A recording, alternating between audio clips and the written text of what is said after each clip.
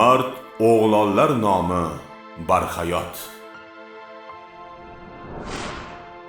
Katta leytenant Abumutolib Qodirberdiyev. Abumutolib Qodirberdiyev 1972-yil 5-aprelda Sirdaryo viloyati Boyovut tumanida tug'ilgan. 1996-yildan Sirdaryo viloyati Ichki ishlar boshqarmasi Yong'in xavfsizligi boshqarmasi tizimida xizmat boshlagan.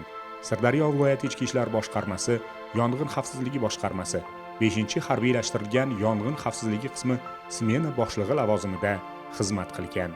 2006-yil 16-may kuni Yangiyer shahar suvoqova korxonasiga qarashli nasos stansiyasi qudug'ida tozalash ishlarini olib borayotgan va gazdan zaharlangan 3 nafar korxona ishchilarini qutqarish vaqtida vafot etgan.